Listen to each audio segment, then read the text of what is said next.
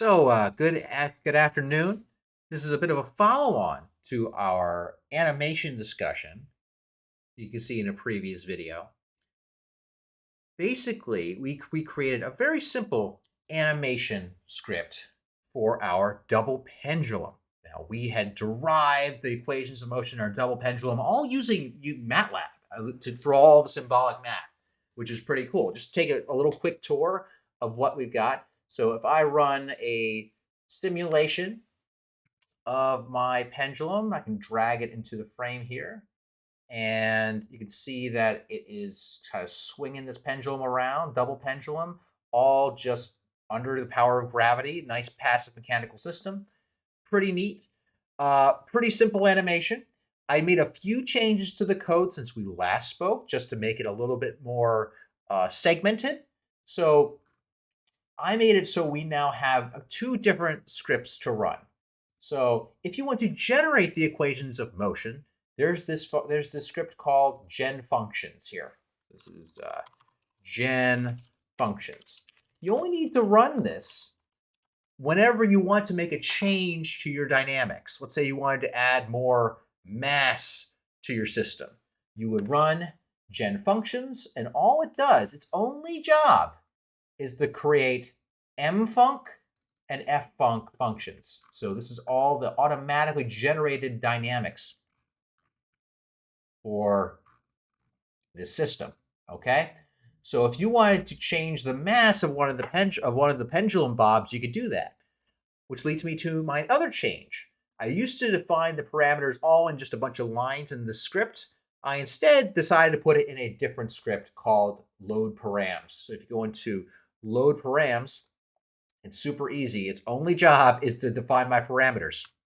So any function that I want to use my parameters in, I just call load params, and it puts these in the workspace, whatever the local workspace is. So I'm going to create a much heavier M2. I'm going to make it 10, and I'm going to switch it right back once I'm done. I'm going to generate my functions. It'll regenerate them. It just finished on my computer here. Not bad. Then I'm going to run simulation. So now run simulation, its job, it's actually a very short piece of code for simulation. It just runs your ODE function, which calls that mfunc and ffunc function that it just made, that has all of our dynamics we just made, right? So I'm going to rerun it with our new dynamics. And you can see it behaves very differently. There's like a lot of mass in that second pendulum now. M2 is super heavy. So it's behaving a little different. It's like it's kind of moving around, right?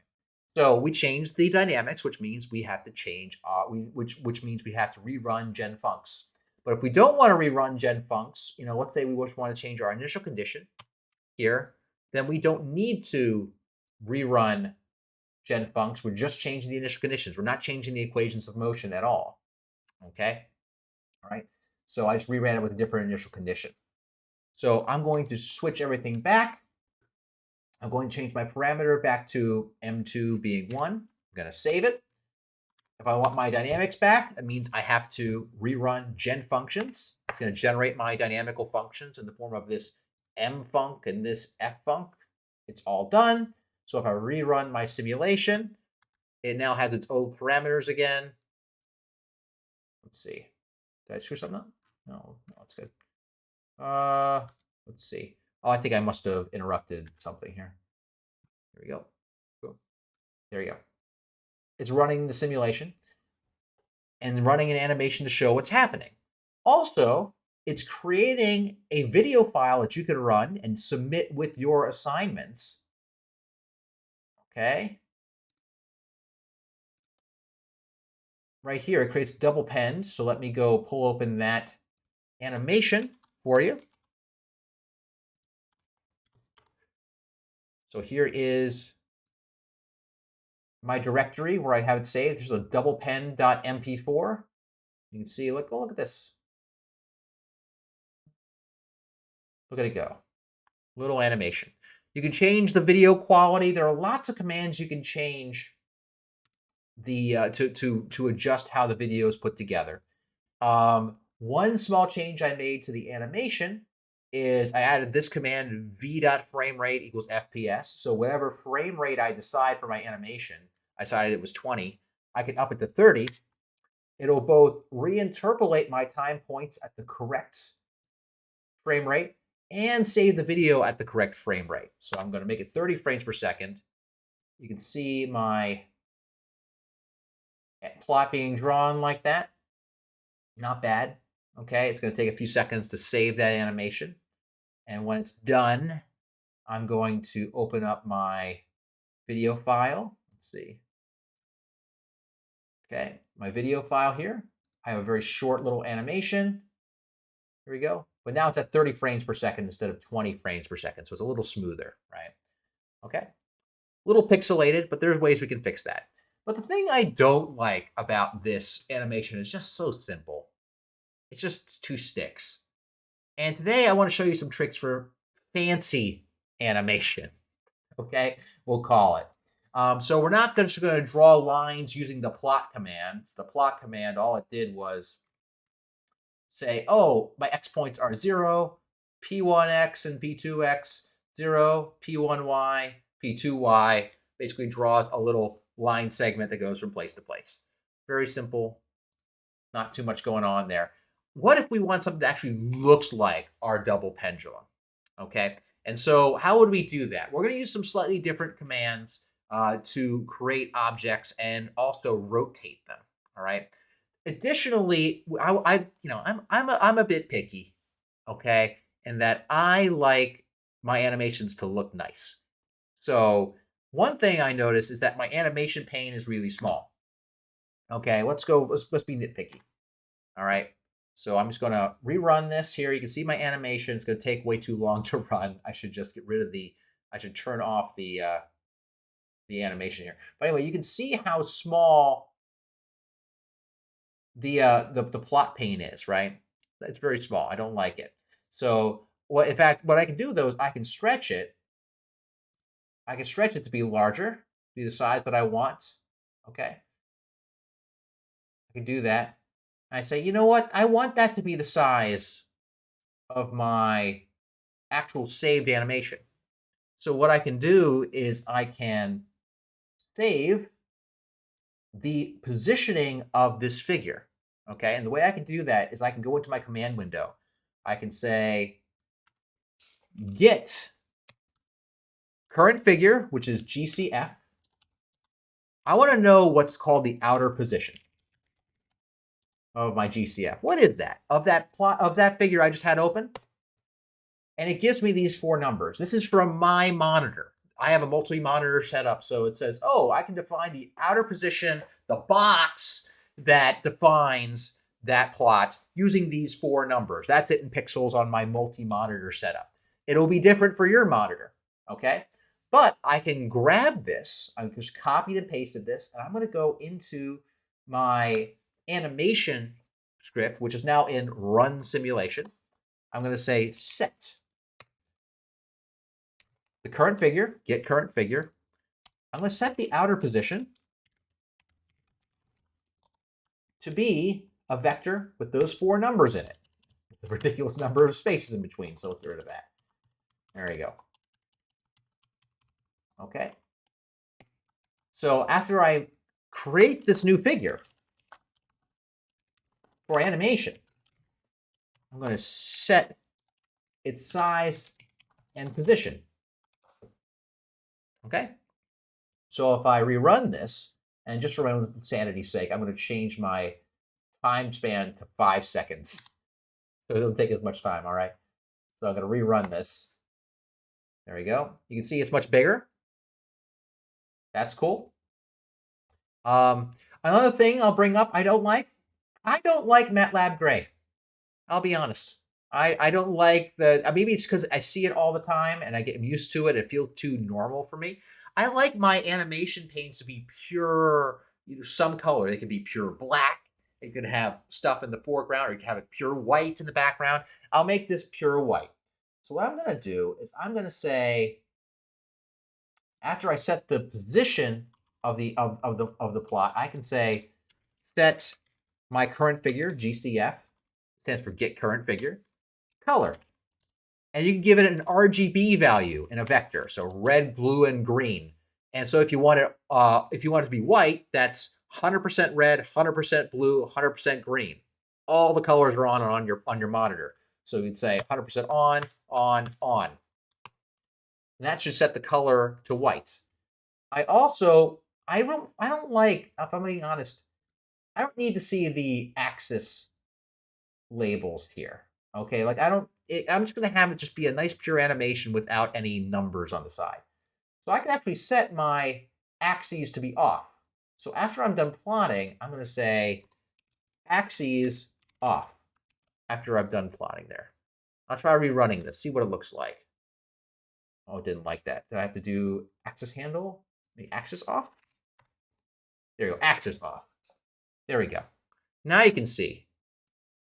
Okay, I aborted the code. That's my fault. Um, so yeah, so now I have this pure white in the background. You can make it black. You can make it whatever color you want, and you set the colors using RGB. So like if you wanted like a light blue, the code I know offhand for light blue is you want a lot of blue and a little bit of red and green. So 0.5, 0.5, right? Get rid of this here. There's an extra plot going on that's throwing us off here. Get rid of that. Okay, I made my color 0.5, 0.51. That should be like a light blue color. Well, not that light, light-ish. Okay, you can see that. I changed my outer color to blue, not bad. And the reason I'm going through this, and by the way, this is pretty optional, this lecture. I know so many of you are doing cool projects, not just for the class, but for your research. And I can't tell you how nice it is to have a beautiful animation that shows what your system is supposed to do.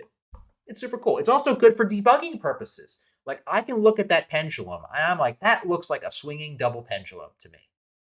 And it's like, okay, that's a good gut check of whether or not your system's actually working here. All right. And so that's a nice thing. Additionally, I'm going to, let's make it a little lighter so we can make it a lighter blue. You just add more red and more green. So let's make it 0.8, 0.8. And it's all becomes lighter, right? These are just RGB tricks, and you can just use any tool, any color picking tool you want to figure out what kind of color you might want for something. But it's not out of 255, it's from 0 to 1. So that's what you can set. So the other thing I don't like, these are dinky little sticks. I don't like dinky little sticks, thank you very much. I want some nice blocks. Let's make some nice big rectangles, right? And there are a couple ways you could do that. One is you can make the line thickness heavier for your lines. You could say, oh, I want my line width. I want to make it 3. Its default, I believe, is 1. I'll make it 3. And oh, look, it's they're beefier, right? Not looking as silly looking, right? But I want to do better. I want to, first off, I want my blue to be lighter. I'm picky. I'm picky when it comes to my visuals. 0.9, 0.91. I like a nice light blue. Yeah, that's pretty good. Right? Maybe add a touch more green or something, a little less red. So I want like an actual rectangle. So for that, I'm going to use a command called the fill command. All right. And I'm going to go to the board to show you how the fill command works. All right. So see you in a second.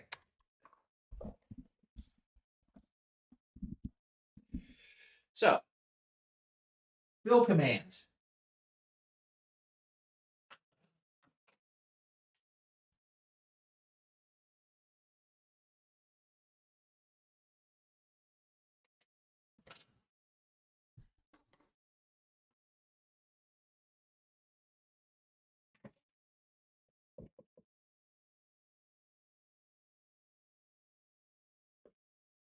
The patch command works very similarly if you're a patch command person. There are some subtle differences in how it draws, but functionally, for what I'm talking about, it's used the same way.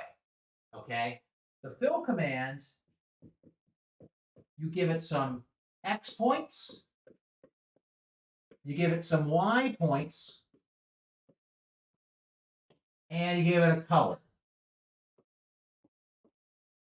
Okay? And you can fill in any polygon shape that you desire. Anything that you want to draw, you can do a fill command. All right? So I'll give you an example. Let's make a rectangle. Okay? So let's make a rectangle that we're going to want to use for our pendulum. Let's have a nice thick rectangle we're going to draw. It's going to swing around. All right? I'm going to draw a rectangle, and I'm going to put a point at all of the vertices. At every vertex, I'm going to put a point, a point, a point, and a point. And I'm going to mark the direction that I drew these. So this is going to be, so my first point I'll put at 0 and minus half some thickness. So I have some thickness here, right? Some thickness. Minus some thickness over 2. So this is going to be 0, 0, right there. But I only need the points I'm going to draw. I'm going to draw points from boom, boom, boom, boom. All right? So my first point's there. My second point is going to be some length, L, minus thick over 2. My third point here is going to be L, positive thick over 2. And here, this one's going to be 0, positive thick over 2. See that? So I just labeled my points. And you can draw whatever shape you want. It doesn't need to be a rectangle. It could be a star. I've drawn airplanes. You can do any kind of polygon. All right? Then what you need to do is you need to list all of your X points in the order that you want to draw them. Okay? You don't need to list the first one again. So you still want to list this one, this one, this one, this one. So you'd say your X points, they're going to equal 0, L, L, 0. Again, in the order you want to draw them. 0, L, L, 0. And you have your Y points.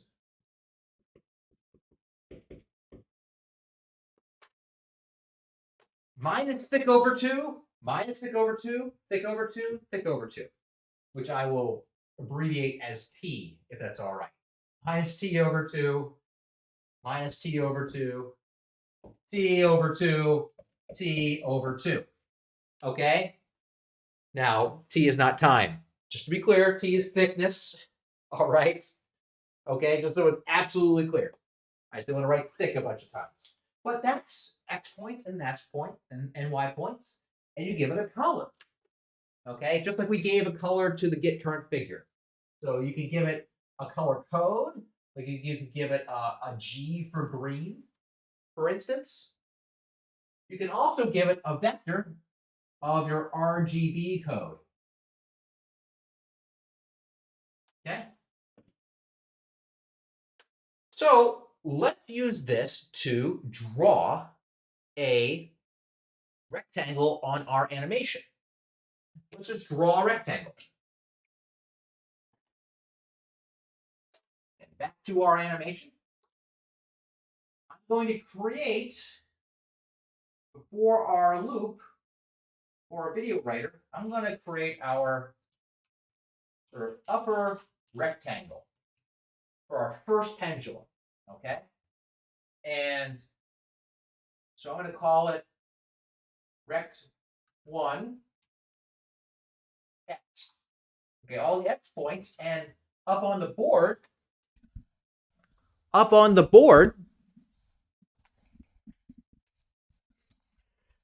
you can see it's 0, L, L, 0 are our x points.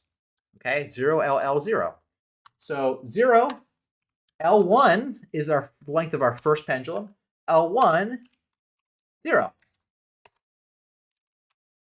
And our rect 1y, the y position, the vertical position, okay, back to the board, is minus thickness over 2, thickness over 2, minus thickness, positive thickness, all over 2. So that means I need to define a thickness. Thick, let's say it's 0.5. That's too thick. 0.1 is our thickness. I'm thinking aesthetically, all right? So I'm going to say it's going to be minus thick, thick, and thick, all divided by 2. Okay. So now we have our rect 1, rect 2. We have our rectangle defined that way. Okay. So I'm going to now want to draw this inside of our animation loop. So I go into our animation loop, see where we plot. And after I plot, I'm also going to draw a rectangle using the fill command. So fill rect 1 x, rect 1 y. Okay. And I'll make it a red color, R. All right. I'm going to run it. And sure enough, there's our rectangle. You'll notice that our little handy-dandy lines are not animating anymore. They are gone. Okay. That is a classic thing in MATLAB. But if you want to plot multiple things in the same plot, you have to do the hold command. Otherwise, it will automatically obliterate the first thing you plot with the second thing you plot. And you can see with our code, the first thing we plotted was our line. That was our pendulum line.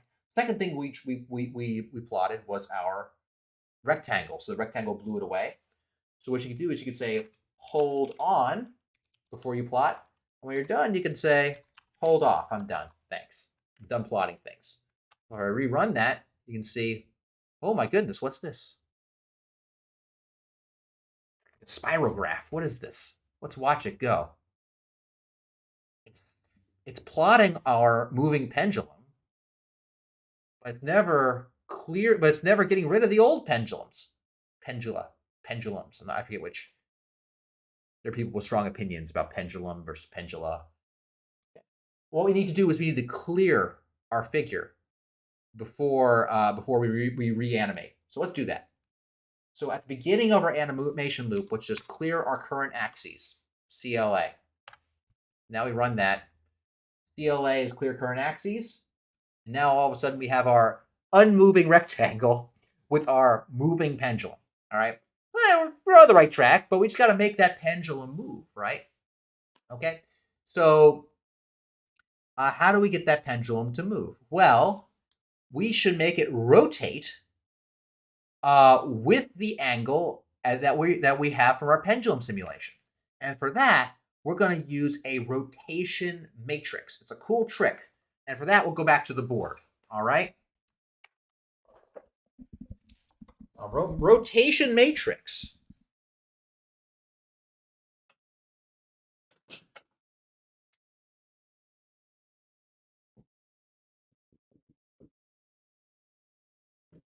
I'm just going to talk about a 2D rotation matrix for those who've never seen it. All right. For R, called R of theta, which will be the angle we want to rotate something at, is equal to cosine of theta minus sine theta, cosine theta. Okay. So this is a 2x2 matrix for 2D rotations, and this is a counterclockwise positive rotation about the origin. Okay. So if R00 is right there, and we wanted to rotate this by 45 degrees or pi over 4, we would apply a rotation matrix with theta pi over 4, and it would be like, eh. Okay? How does it work? Okay? So our rotated x points and our rotated y points are equal to the rotation matrix theta times your x points in one row and your y points in another row. If you apply that formula, that will pop this vector. I will pop this will be a series of x points in a row vector and y points in a row vector that are rotated. Okay, and they'll be rotated by theta. So let's implement this in MATLAB. Okay, and there's your rotation matrix, cosine minus sine, sine, cosine.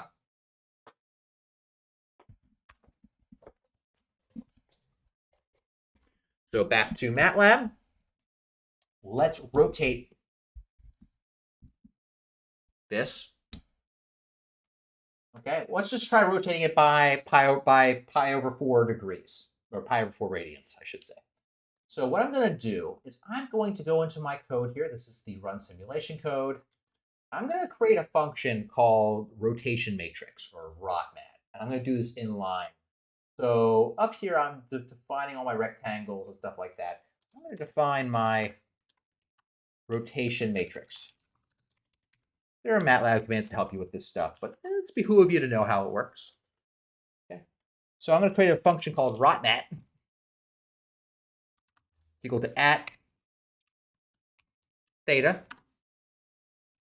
And it's going to have cosine of theta minus sine of theta.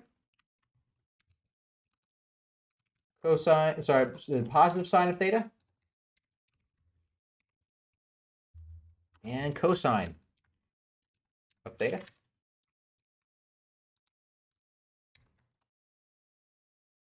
Okay. Now I'm going to go inside of my loop.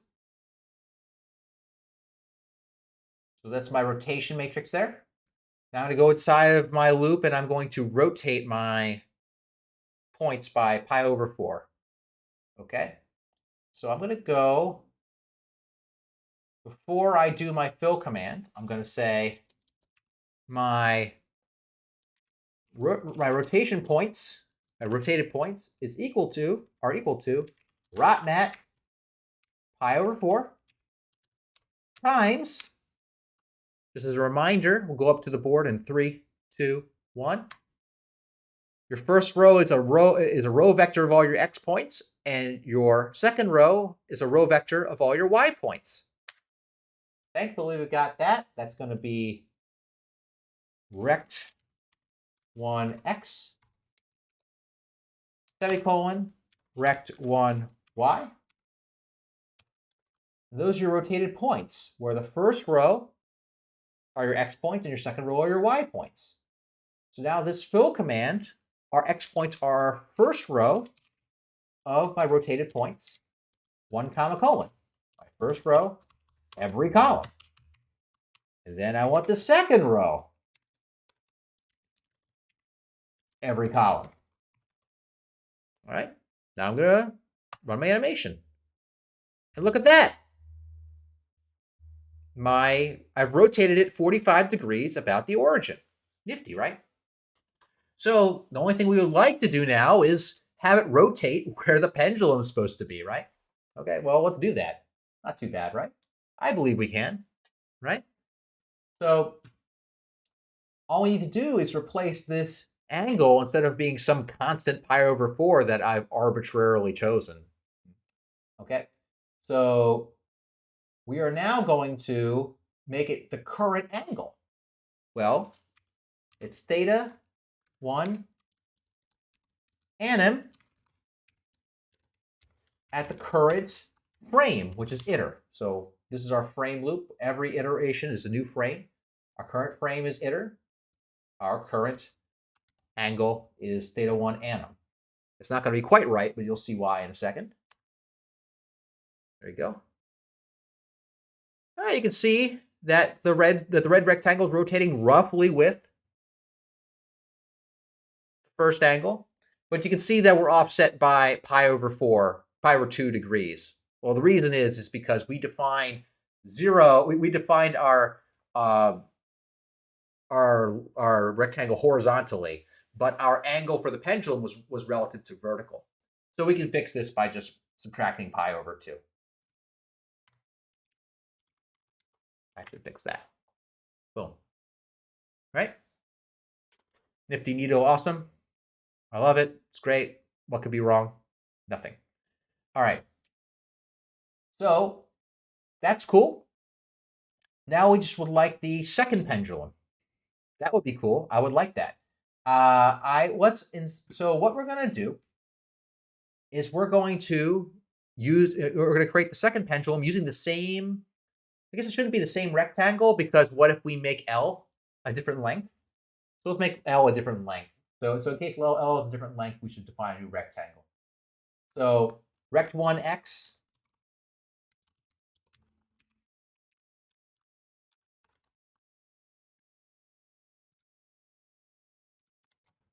okay. We have rect1x, blah, blah, blah. And we're going to have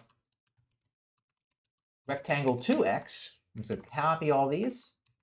We have rect2, rect2. And in case you have a different length stored in our parameters script, L2, sorry, it'll fix that. Okay? Now it's 0, L2, L2, 0. Same thickness. We can change the thickness if we want, whatever. Okay? So now,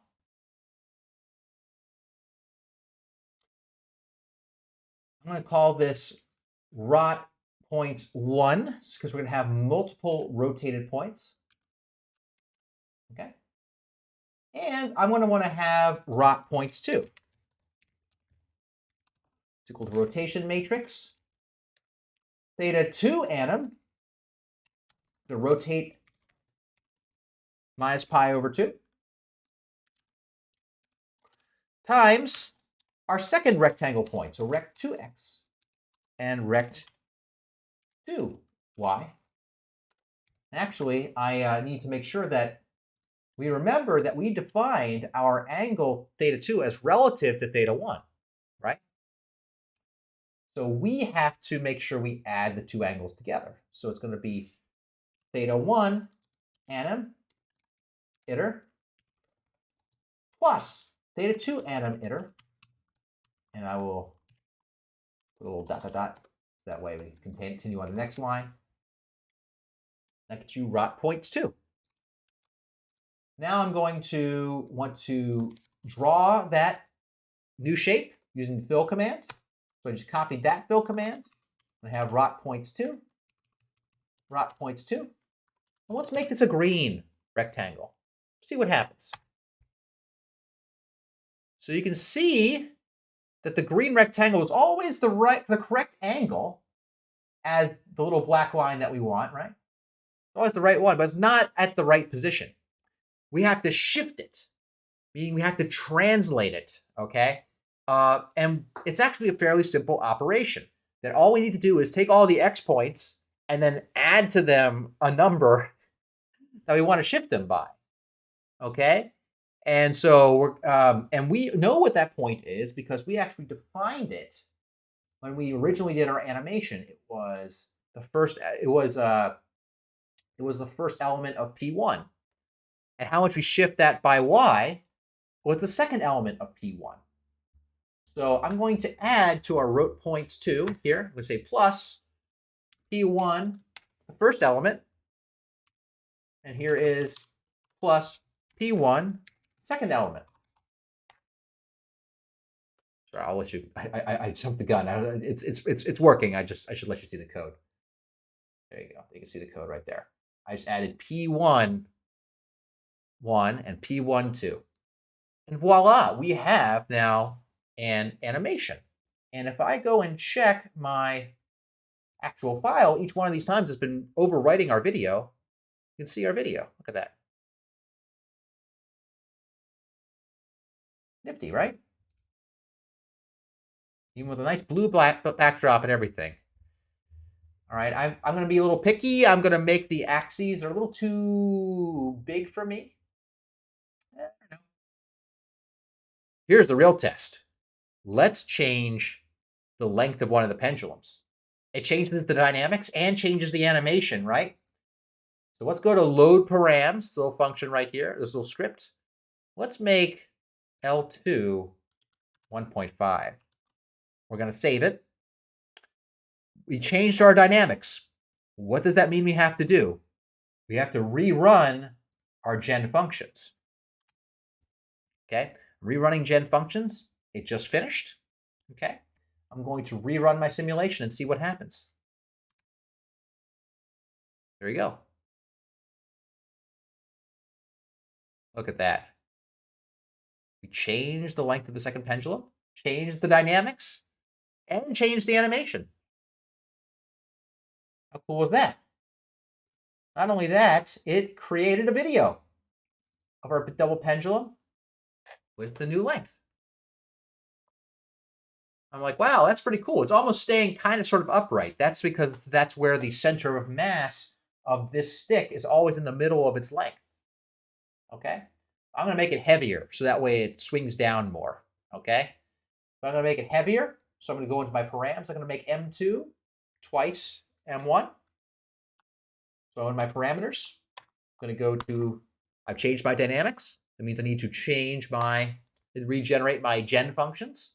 So it creates a new M matrix and an F vector over here. These are being updated. Then I run my simulation. Look at that. Gorgeous. So you can play with these things. You can make it. You can make your animation as fancy as you want to make it. There's a very little limit of what you can actually do. I know these are just kind of cartoons. I get picky, so I change things. I'm like, I want a little bit less red in my light blue backdrop. 8. I want a little bit more green. What does that look like? Oh, it's a little too turquoise for me. That kind of thing. You can change it around. So yeah. So that's what you can do. Additional tricks. You can do transparency. It gets a little tricky at times, but you can totally do it. I'm going to also get rid of this unnecessary plotting here. This thing right there. We no longer need that. That was our original line. So there we go. Just swinging this pendulum around. And this is pretty scalable. I mean, we did it with a double pendulum, which is fairly complex dynamics. I mean, you can actually see how complex the dynamics are if you rerun gen functions. Rerun gen functions here. Rerun gen functions, and you can see